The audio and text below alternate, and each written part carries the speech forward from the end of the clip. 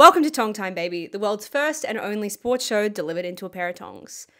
This is my place to just ramble long form about all of the sporting news and culture that interests me every week. So join me, subscribe, do all the things.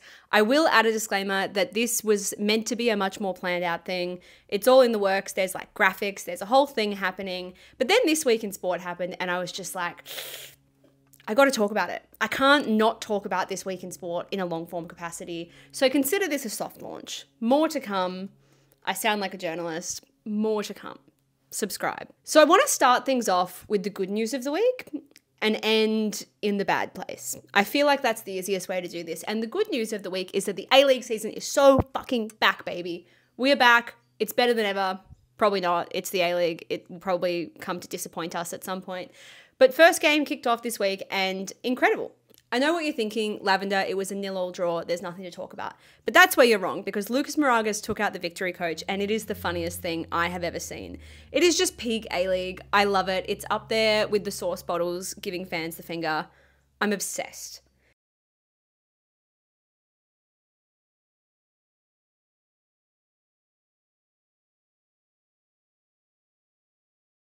The bad news about the A-League season coming back is that I'm at the point in the year where all of my sporting hope is now resting on the Newcastle Jets, which is never a good place to be.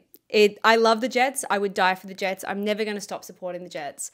But I also don't think the Jets will ever not hurt my feelings. It's grim. I know what everyone's going to say. You've still got Liverpool. But let's be real. Liverpool aren't winning the Premier League. It's going to be Man City. It's like, I want it to be Liverpool. If it even comes close to that point, I am on the first flight to England, but I'm going to be realistic here. I'm not realistic in any other sport. I still think the Knights are going to win the NRL next year. I still think the Jets have a chance. I still think all of these other things, but when it comes to Liverpool, I'm going to just be realistic with myself and say that it's probably not going to happen. But that's A-League. We love to see it.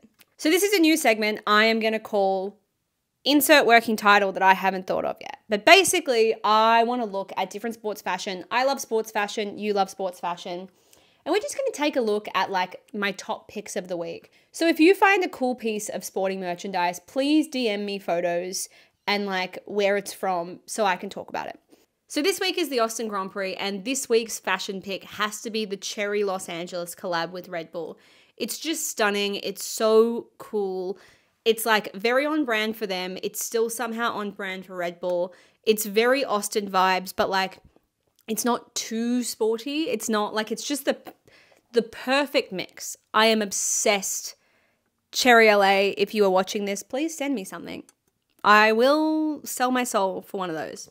Next up, I want to talk about rugby league because it is the Pacific Championships and oh my God, we need to talk about Julia Robinson. So the Jillaroos absolutely smashed PNG 84-0 this week thanks to not one, not two, not three, not even four, not even five, but 6 tries from Julia Robinson. She absolutely smashed it for the Broncos this season and now she's smashing it for the Jillaroos.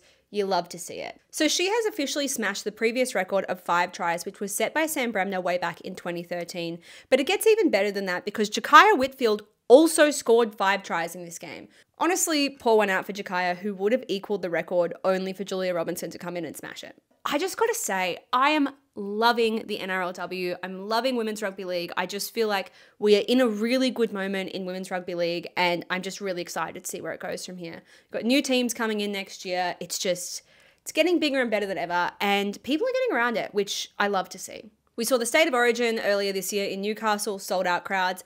I feel like Women's Rugby League is finally starting to like come into its own and it's great to see and I'm excited to see where they go from here. The next thing I want to talk about is Formula One. So the FIA this week announced a number of changes to come into effect from the start of the 2025 season, including scrapping the point awarded for the fastest lap. This is interesting because in Daniel Ricciardo's last ever Formula One race in Singapore, he won the fastest lap point over Lando Norris, which could be the thing that means that Max Verstappen wins the Drivers' Championship this year. It's a really interesting time for them to scrap the ruling. So lots of drivers don't like this rule. A lot of the criticism was that it's a bit of a nothing rule. You can win fastest lap even with a shit car. It's not technically the fastest lap. It's more about strategy.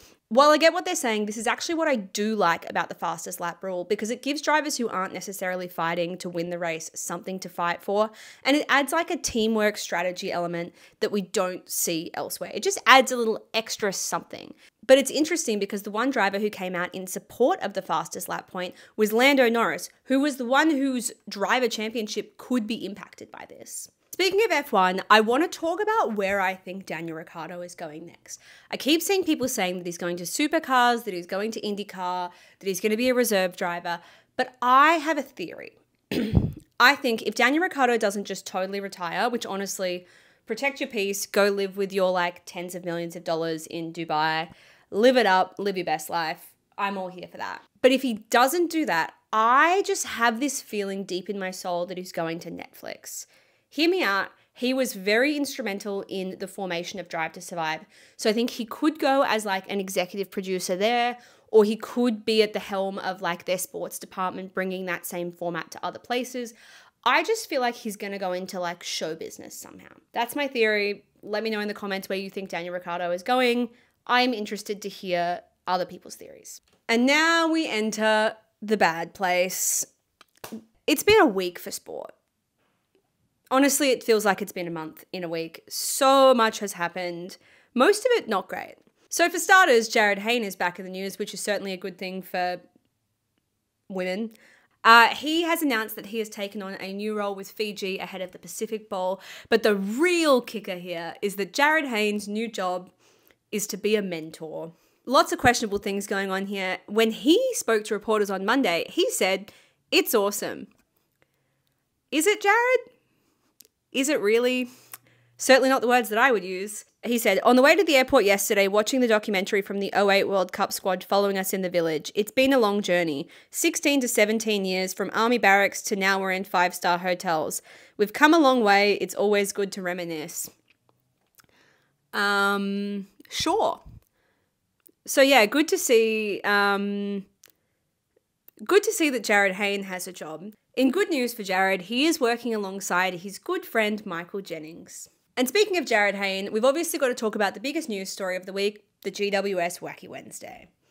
This has been an absolute minefield of just the worst possible combinations of things. So in case you missed it, GWS have found themselves in the news this week after details of their Wacky Wednesday celebrations came to light. Wacky Wednesday is effectively the same thing as Mad Monday, but you do it on a Wednesday. And they went with the theme of controversial couples. At this point, I need to say, if any football clubs or athletes want to hire me as like a PR person where they give me these ideas and I just tell them point blank, that's fucking stupid, I'm available. I'll charge you a good price, because for the love of God, what the fuck did you think was going to happen? When you are a public figure, your party theme should be cool. Let's do something that's fun, but let's add a little disclaimer. I did it once with a meme party that I threw for one of my best friends. We had a meme party and we just had a little disclaimer saying, hey, just so you know, there are going to be heaps of photos and videos of this event. Probably don't do something that's horrifically offensive. Not that hard. To go with a theme that is by definition going to be offensive, I just can't understand the critical thinking ability that went on here, if any. So among the costumes, we allegedly had Jarryd Hayne and a blow-up sex doll, the Twin Towers, and Josh Giddey and a teenage girl. All just obviously good ideas for costumes. So being the performing artists that they are, they also allegedly performed a bunch of skits, including one about the Twin Towers, one where they reenacted a scene from Django Unchained about slavery, and then one where they simulated inappropriate sex acts on a blow-up sex doll. Just a usual Wednesday with the boys. Now, I need to say here, I am not anti-Mad Monday. I feel like this is what gets lost in all of this. I've got no issue with letting your hair down, having a few drinks. So my issue with this is largely the fact that in the middle of a gendered violence crisis, in which the AFL have actually came out and stood in solidarity with victims, we have one prominent Australian athlete dressing up as another prominent Australian athlete who has been accused of heinous things, and then while dressed as that person, simulating inappropriate sex acts on a blow-up doll. It just it feels a little bit like we're taking the piss, if I'm honest. So that's the situation. Enough on that. You can read my takes on it all over the internet at this point. But I want to talk about what exactly has happened since. So on Thursday, the AFL sanctioned 14 players over the saga, which Andrew Dillon called completely unacceptable and at odds with the code's values. So I'm going to read the information for you. I've got notes here because I don't want to mess this up. So Josh Fahey copped the harshest punishment. He was suspended to 4 weeks for allegedly dressing up as Jarryd Hayne and simulating inappropriate acts on a sex doll, while other players got like lesser punishments for the Twin Towers and the Django Unchained stuff. So Toby Green and other club leaders were also fined for quote-unquote failing to display appropriate levels of leadership reasonably expected of each of them in failing to step in and stop the acts continuing. Toby Green released the following statement after, saying, "As a leader of the club and the captain of the team, I am embarrassed that we are in this situation and that I failed to uphold my responsibilities as a leader to prevent it. I am disappointed I did not adequately process the situation and intervene in the moment." So according to Tom Morris, the club and the players actually negotiated these sanctions down. Josh Fahey in particular was initially going to be serving a 6-week ban, but that has been now dropped to 4.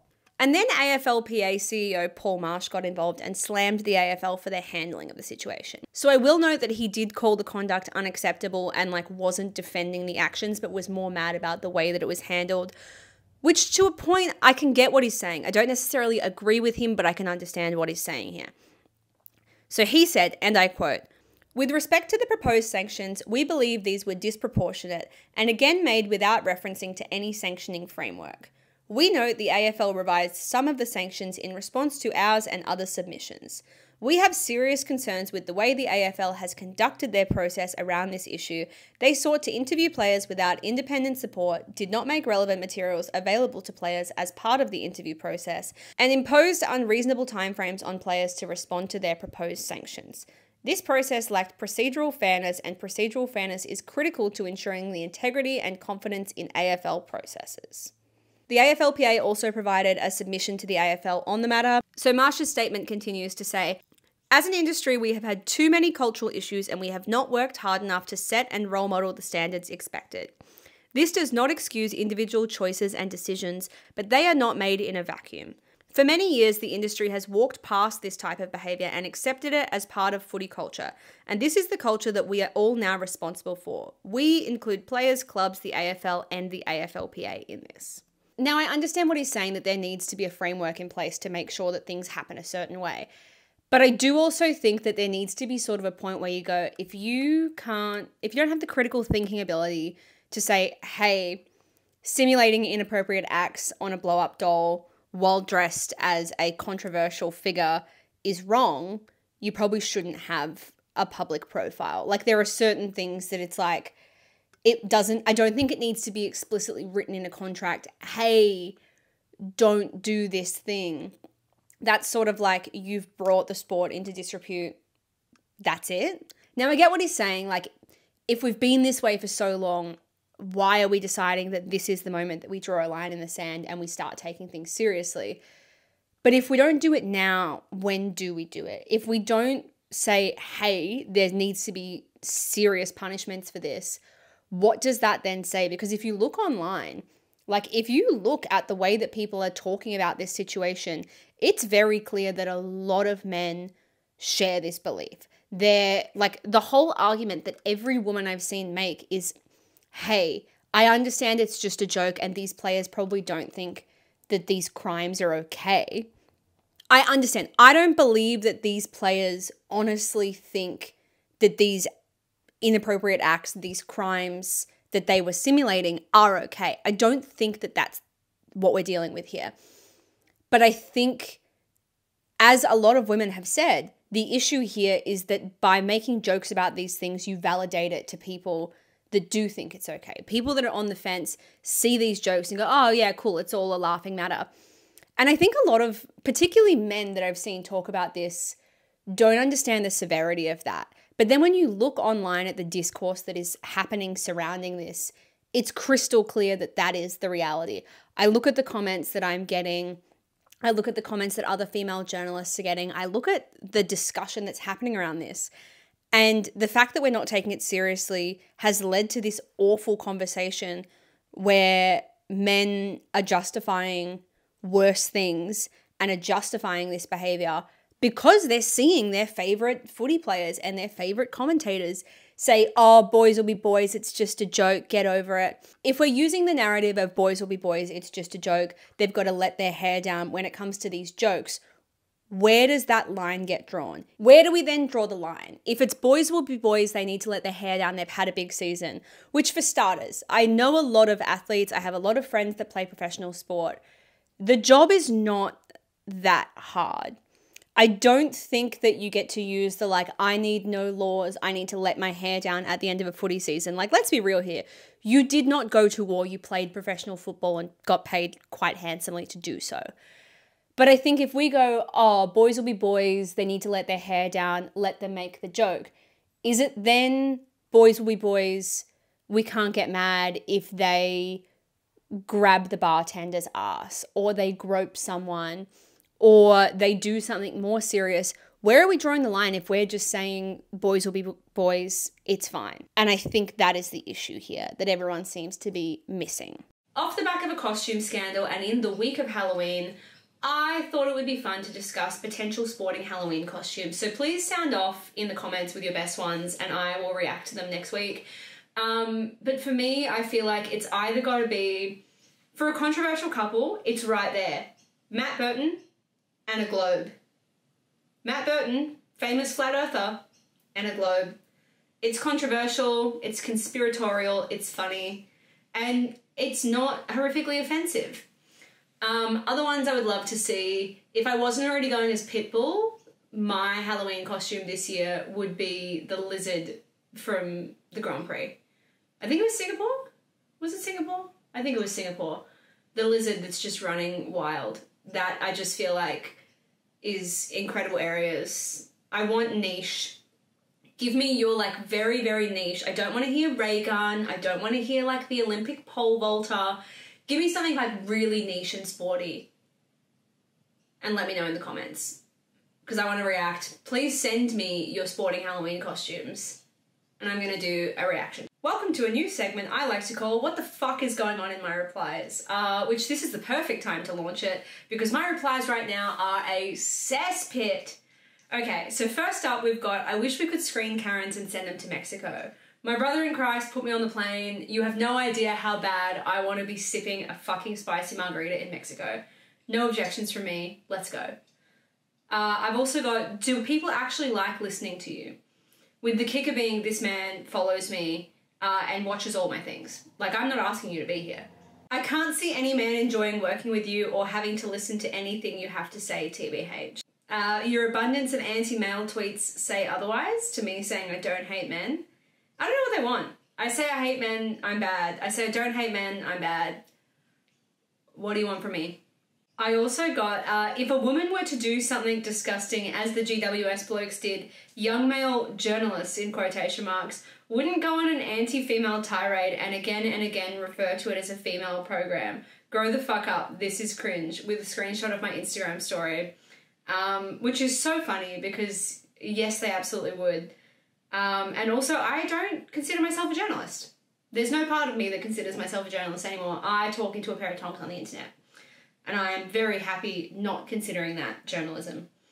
And then perhaps my favourite of all time is from a guy with a Jordan de Goey profile picture who said, being a sports Twitter girl and occasionally getting a call up to the ABC to talk about the Matildas' failures every 4 years shouldn't be considered working in sport.